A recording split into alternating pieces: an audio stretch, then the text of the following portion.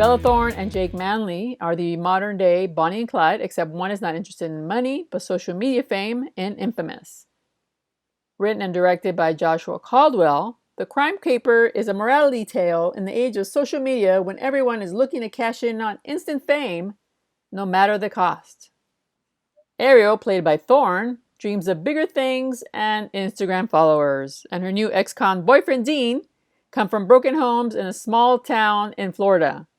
They both go on the run after Dean's abusive father is accidentally killed during one of their fights.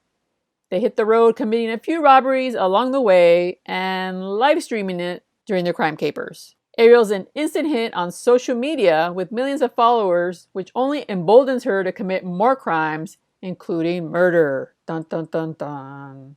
Thorne's Ariel is not particularly likable in that she's superficial, entitled, and has no regard for human life. She doesn't grow conscious nor sees the errors of her ways. In contrast, Dean is grounded and realistic about the implications of posting their criminal escapades online. This creates chaos between the two and leads to arguments as they run from the law across the Southland.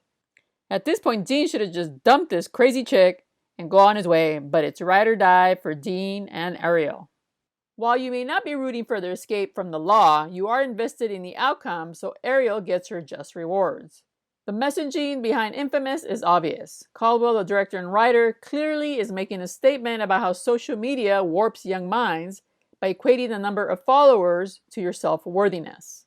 Ariel emphasizes her sexuality while holding a gun for selfies. Is that the only way people find her interesting? Dean doesn't understand her obsession with going viral because he's not online. That idea is further cemented when the young lovers carjack a young woman, played by Amber Riley, best known from Glee, who eventually asks if she can tag along their adventures because she leads a dull life.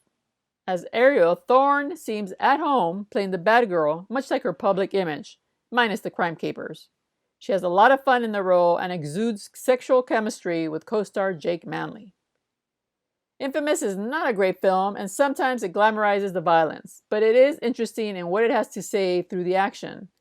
It's somewhat of a grim commentary when you see a young person feel like she's meant for something great, but her definition of greatness equals a social media influencer. Vertical Entertainment will release the new movie in drive-ins, VOD digital, and virtual cinemas on June 12th. Infamous is the perfect film to watch at a drive-in, and luckily the studio is giving it a wide release. So if you go to CineMovie.tv, under the review, you will see all the locations, and there are about 24 of them spread out across the United States. Tons of other new movies are out this weekend from the comfort of your home. First one, Artemis, Fowl on Disney+. The reviews aren't so good, although I hear some of the critics were denied access to a screener ahead of time.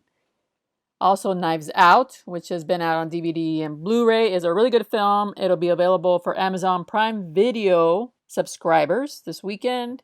Also out is The King of Staten Island. It's directed by Judd Apatow, starring Pete Davidson. It's based on his life, apparently, and it's good from what I hear.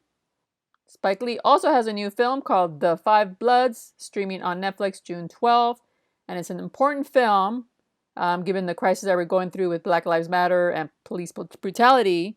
And this gives us a sense of how African Americans have been treated very unfairly from day one. And Spike Lee has been a big voice in that arena. So I can't wait to see this on Netflix.